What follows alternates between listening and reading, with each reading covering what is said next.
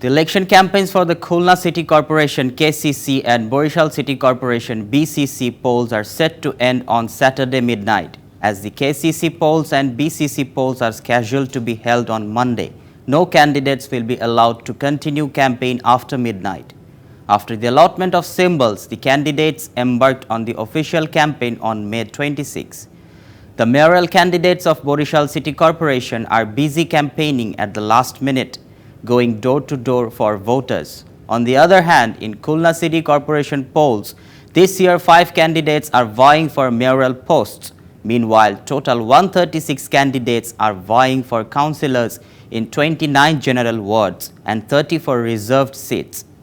2 councillors for wards 13 and 24 have been elected unopposed. In a public circular, it also said that traffic movement will be suspended in the city from Sunday midnight.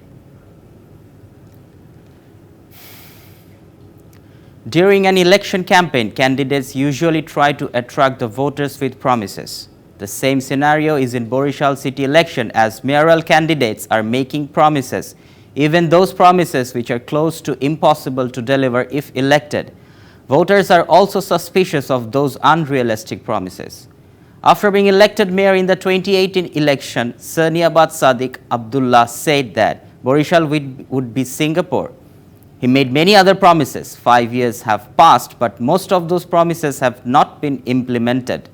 Awami League has changed its candidate this time. The new face Abdul Khair Abdullah is also giving many promises for the development of the city.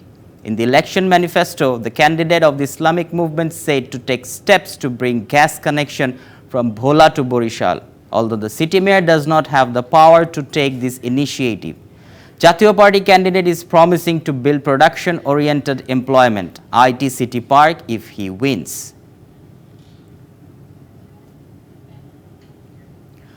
Police have detained 3 for displaying firearms in front of a Ward number 7 councillor candidate house in Sylhet. Aftab Hussain Khan, the current councillor of Ward number 7 and president of the Mohanagar Shechchasebok League, filed a written complaint to returning officer yesterday for displaying firearms and threats in front of the house.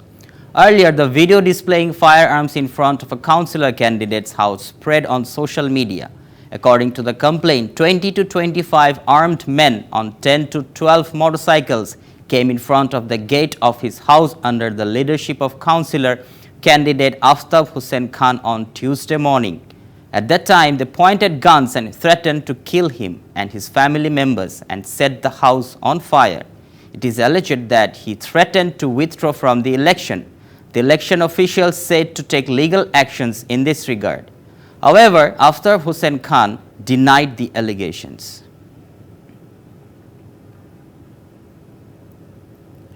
The National Freedom Fighters Foundation has called upon the freedom fighters to unite to resist the anti-independence forces and keep the spirit of the liberation war awake by accelerating the development of the state ahead of the elections. Speaker said these things at the rally organized in the morning. They said the freedom fighters will hold a mass meeting before the election. They alleged that some evil forces are sitting in independent countries and disrupting the development of the country by colluding with the foreign powers, mentioning there is a crisis of consciousness of the liberation war in the country. They urged the new generation to tell the correct history.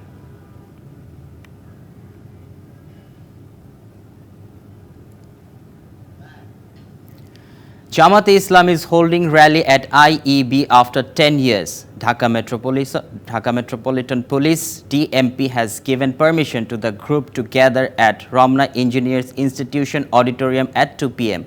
The party sought permission to hold the rally and march to demand rise in commodity prices, release of Ulama Akram and establishment of a caretaker government system. It was hinted by the police that gatherings may be allowed in domestic places and not on the street. Earlier, Jamaat-e-Islam had sought permission to hold a protest program on June 5, but the police said that it is not possible to give permission sitting working days. According to Jamaat-e-Islami sources, the party last marched in Motijhil on February 9, 2013 with the permission of the police in the capital.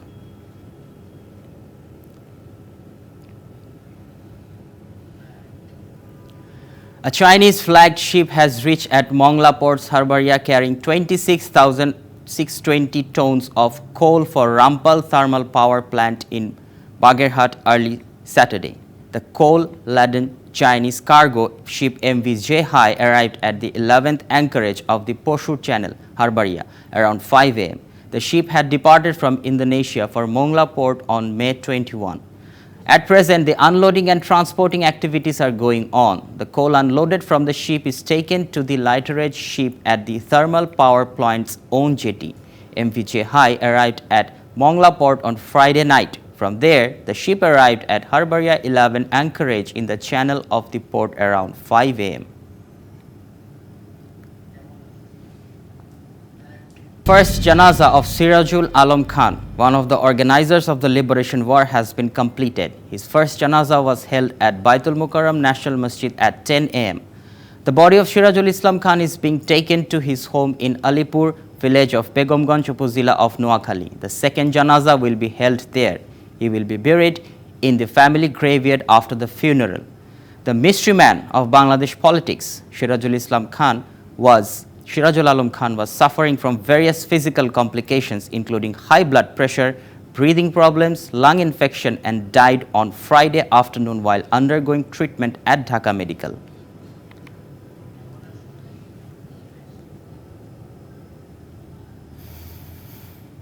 Despite the political stability in the country, rising commodity prices and power crisis have put pressure on the government. In this situation, if the unity in Awami League is not increased, it will be difficult for the party to build a strong position in the elections.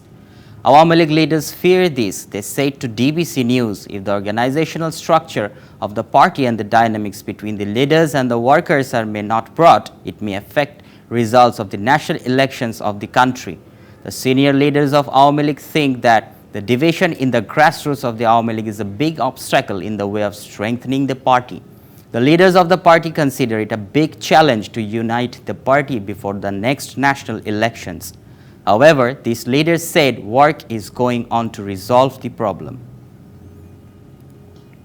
Prime Minister Sheikh Hasina has said the people of the country are suffering due to the rise in commodity prices and power shortage owing to global influence, but the crisis will be over soon. The Prime Minister said this at the closing ceremony of the Sheikh Hasina Inter-Bank Football Tournament at the Army Stadium in Bonani of the capital on Friday afternoon.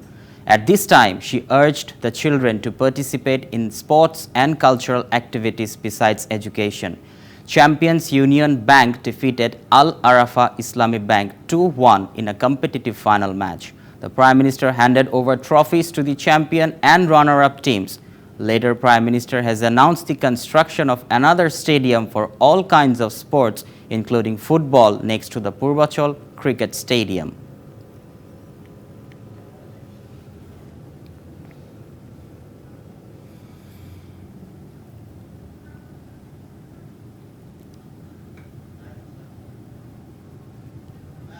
BNP has strengthened its diplomatic activities this month in view of the national elections. Recently, the representative team of the party held a meeting with several foreign diplomats including the United States, Japan and the European Union in a span of 5 days.